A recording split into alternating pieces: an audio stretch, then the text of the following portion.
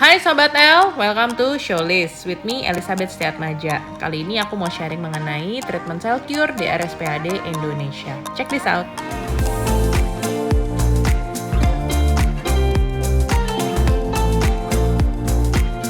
Stay tuned.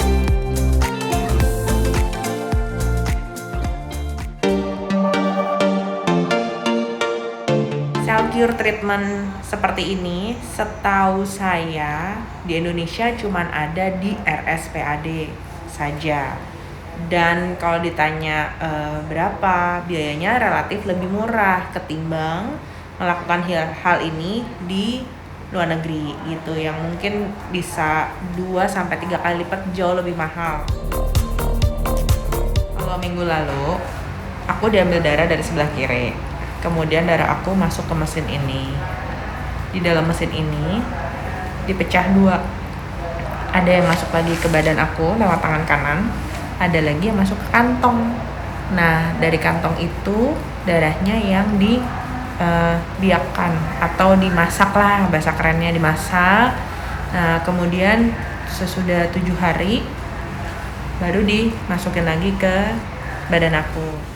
Sambil nunggu selama 30 menit ini, aku mungkin sharing sedikit ya kenapa aku sampai ada di sini dan kenapa aku sampai milih pengobatan ini. Ini bukan buat gaya-gayaan, bukan buat centil-centilan, bukan cuman buat iya cuman karena buat awet muda, enggak. Sebenarnya ini benar-benar untuk kesehatan aku gitu. Jadi kalau mungkin ada beberapa sobat yang ada tahu aku dulu sempat kena yang namanya autoimun ya.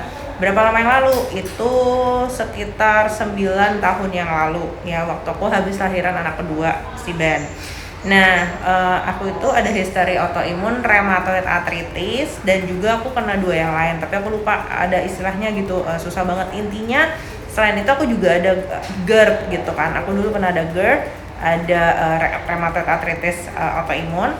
Dan kalau ditanya, kok bisa tahu kamu kena autoimun? Emang ada gejalanya apa? Dulu jujur ya, aku itu cepet banget capek gitu, aku biasa kalau udah jam 7 malam aja itu aku pasti udah capek gitu. Terus aku dulu ya sering banget batuk pilek hampir setiap minggu, dan kalau ketemu aku tuh pasti ngeliat mukanya biasanya pucet gitu. Nah, sesudah itu aku ada pergi treatment ya ke Singapura, terus dikasih obat banyak, salah satunya steroid. Tapi aku kan bukan tipe orang yang suka minum obat ya kan, jadi buat aku tuh kayak aduh ini mesti minum obat steroid, dan dokter Singapura itu ngomong nanti kamu bisa ada kemungkinan gagal ginjal dan juga jantung. Menurut Sobat L, kalau kita dikasih obat dan kita dikasih tahu efek sampingnya bisa kayak gitu, kira-kira ada damai gak ya minum obat itu? Nah, kalau aku sih bener-bener kayak ini boleh gak ya, nggak usah minum aja gitu. Nah, selain steroid aku juga dikasih kalsium vitamin D kan waktu itu. Nah, jadi yang si steroidnya aku cuma minum satu butir doang.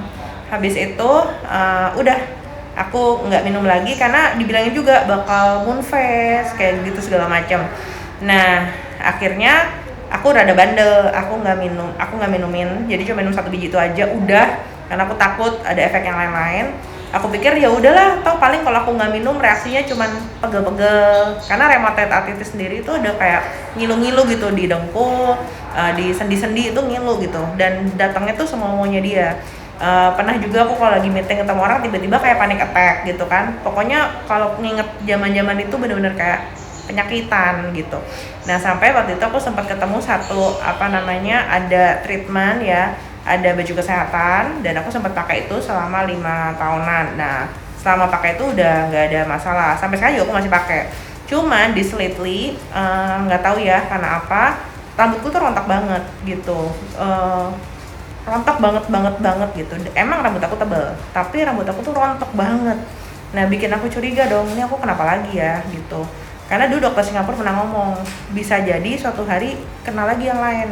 Nah, pas aku ngecek yang terakhir, rambut aku rontok banget gitu. Nah, aku sharing lah kesini ke RSPAD, aku sempat tanya-nanya ke dokter.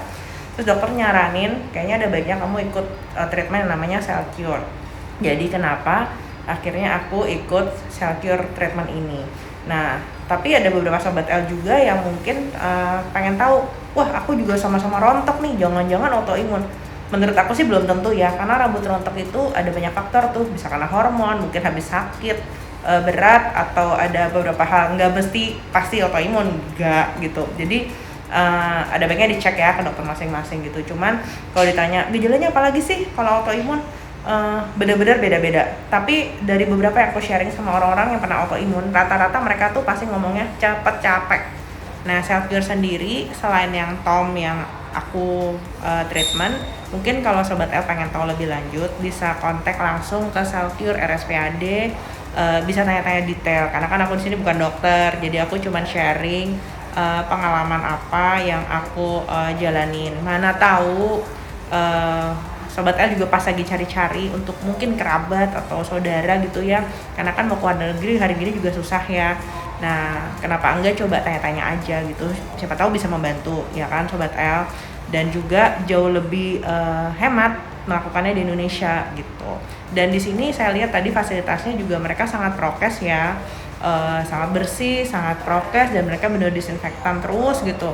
Jadi walaupun pergi ke rumah sakit, dia sendiri kliniknya terpisah gitu. Jadi untuk masuk ke self cure ada pintu masuknya sendiri, nggak gabung sama rumah sakit. Jadi benar-benar parkir langsung turun langsung ke self cure-nya gitu.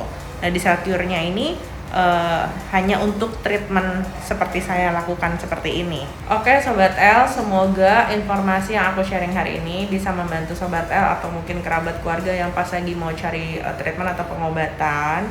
Kalian bisa kontak langsung ke RSPAD di bagian self cure, bisa tanya-tanya lebih jelas karena aku bukan dokter ya. Jadi kalian bisa tanya-tanya ke mereka gitu. Tapi pengobatan ini menurut saya layak dipertimbangkan. Oke, terima kasih. Sekian showlist minggu ini. Sampai jumpa showlist minggu depan. Bye-bye.